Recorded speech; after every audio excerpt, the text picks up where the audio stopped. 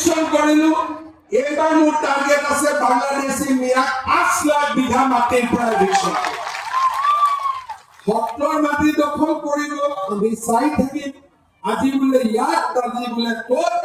এইবিলাক দিন উকলি গ'ল এতিয়া আহক লুৰিণজ্যোতি গগৈ এটা পাৰ্টি খুলিছে জাতীয় পৰিষদ আমাৰ চেন্ট্ৰেল গুৱাহাটীত ছোৱালী এগৰাকীক টিকট দিছে সৰু ছোৱালী ভালে কথা দুদিন পিছত মই গম পালো বাপেক মাক দুইটাই গৰুৰ মাংস হিন্দু মানুহে গৰুৰ মাংস খায় নেকি আপোনালোকে কওকচোন ঘিণ লাগে নে নালাগে আজিকালি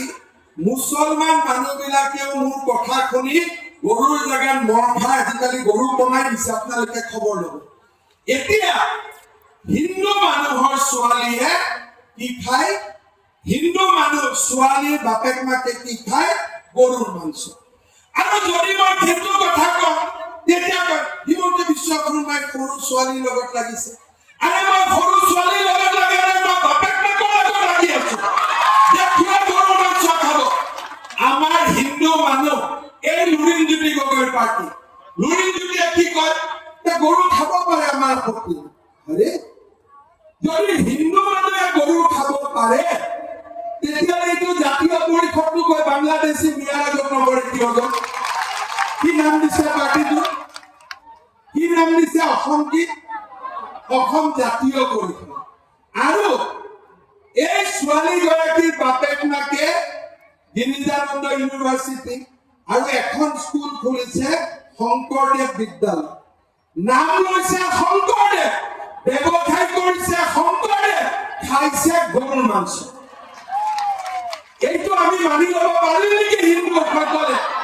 শুনিলে ৰাতি টোপনি নাহে শুনিলে মনটো বেয়া লাগি যায় আজি এই কংগ্ৰেছ জাতীয় পৰিষদ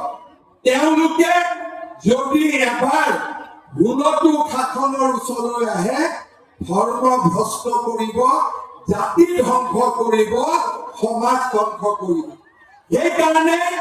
আমি জাতি মাটি ভেটি ৰক্ষাৰ কাৰণে কাম কৰিছো আৰু আজি বিজেপি আছে কাৰণে অসমীয়া জাতি সুৰক্ষিত হ'ল বৰাগাঁও